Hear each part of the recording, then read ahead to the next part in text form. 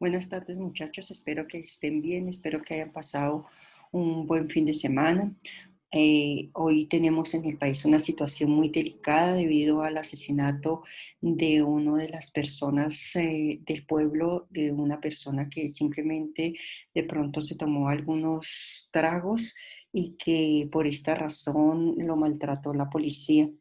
Desafortunadamente, en nuestro país llevamos más de 60 años de violencia. Y hoy les estoy marcando Jorge Eliezer Gaitán. ¿Y por qué Jorge Eliezer Gaitán? Tal vez ya lo hemos nombrado y Grigo varias veces lo hemos nombrado. Es uno de esos líderes que nace en la clase media. Es uno de esos líderes que quieren cambiar la situación de nuestro país. Es uno de esos líderes que juega igual que todas las personas, juega tejo, o es un líder que toma chicha. Ustedes dirán que es la chicha. La chicha es una de esas bebidas que nuestros antepasados utilizaron hechas de maíz y que hoy día en el barrio Egipto aún la venden. Es un producto natural, es un producto que lo consume aún muchas personas. Este líder en la que la mayoría de las personas tenían gran expectativa en el cambio. ¿Y por qué tenían gran expectativa en el cambio? Porque teníamos gobiernos de la hegemonía liberal, de la hegemonía conservadora y la república liberal, gobiernos que buscaban eh, protegernos, pero al contrario fueron gobiernos donde nuestro país sufrió muchas desavenencias, muchas luchas, mucha pobreza y mucha angustia entre las personas. Jorge Eliezer Gaitán era la esperanza de nuestros antepasados, era la esperanza de nuestros abuelos, de pronto de ustedes, de sus bisabuelos. Ustedes tienen la oportunidad de preguntarles a ellos, a los bisabuelos, porque sus padres, sus abuelos aún deben ser jóvenes.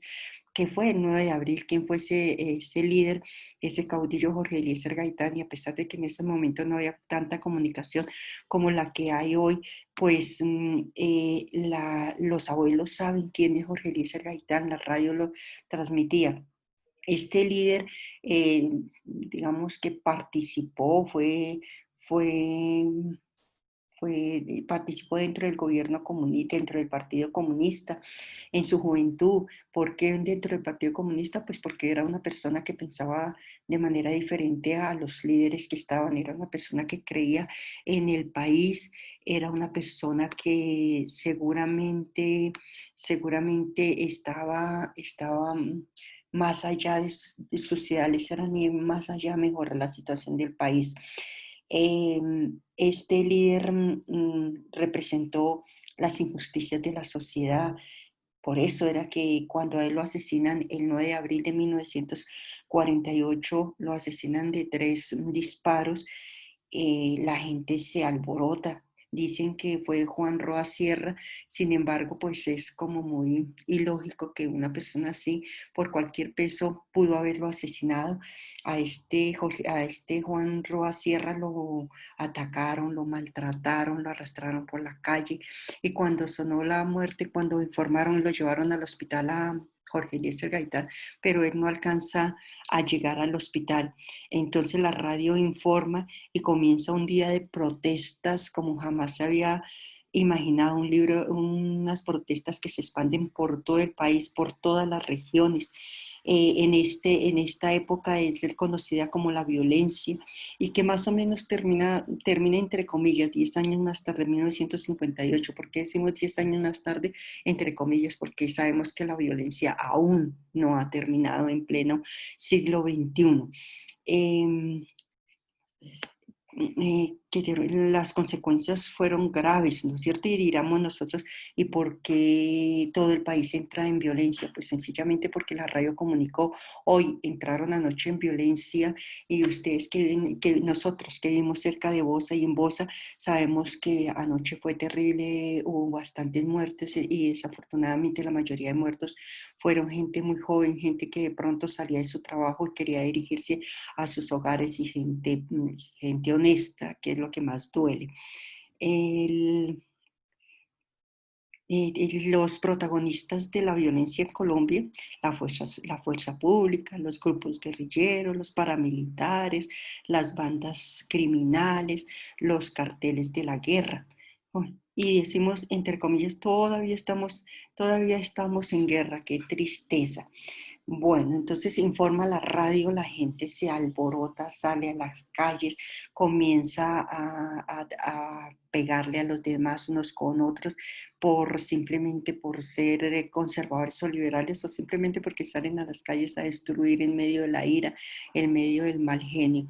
Entonces salen a las calles y comienzan a destruir, hay incendios y la gente aquí en Bogotá se estaba celebrando la novena conferencia panamericana. Que hizo el gobierno? Inmediatamente tratar de proteger a los líderes de esta novena conferencia. Sin embargo, las calles estaban incendiadas, habían incendios por almacenes, destrozos, saqueos, todo lo imaginable. Más o menos si uno miraría la situación de anoche y la situación que ha habido en nuestro país, no es diferente, no es diferente. Hoy nos reunimos a través de las redes sociales. Ayer y antiguamente era a través de la radio. Eh, ¿Qué más les digo? Lo que trató de calmar un poquito la situación fue una gran lluvia que se dio más o menos hacia las 3 de la tarde. Esa gran lluvia que se da hacia las 3 de la tarde hace que la gente trate de comenzar a guardarse, ¿no? ¿Por qué comenzar a guardarse? Pues porque realmente era un momento preocupante. La multitud entra a las droguerías, golpea. Allí en una de esas droguerías estaba Roa Sierra, lo arrastran por la séptima, lo llevan por las escalinatas del Capitolio Nacional y allí dejan el cadáver, ¿no? Como mostrando la ira y como la manera de que no tienen cómo defenderse, ¿no? Estamos llevados. Eh, en estas revueltas hacen que el pueblo exija la renuncia del conservador Mariano Espina Pérez. ¿Por qué? Porque pues relativamente no estaba haciendo absolutamente nada. Seguíamos en las mismas. Los saqueos principalmente, como siempre, fueron en la capital, en Bogotá, en el centro de Bogotá, hacia la carrera décima, hacia el Palacio. Luego se esparció por otras ciudades del país, mm, por grandes ciudades del país y de todo Colombia. Hubo muchos saqueos, incendios, quemaron los tranvías, los edificios importantes, los locales saqueados. La policía en un momento intentó controlar la situación, pero después algunos se unieron más bien a la revuelta y luego abrieron fuego contra los manifestantes. Por eso se dice que seguramente en ese momento hubo muchas muertes, se dice que más o menos 3.000 muertes, sin embargo se podría pensar que hubo un poco más de 3.000 muertes. Mm, dijimos que en todas las ciudades del país hubo disturbios. En Santander hubo protestas por parte de los trabajadores petroleros. En el Tolima hubo enfrentamientos entre todos los militantes con palos, piedras. En Cundinamarca la gente comenzó a protestar en Cundinamarca por las tierras y principalmente por las tierras porque él les había prometido que les iba a ayudar.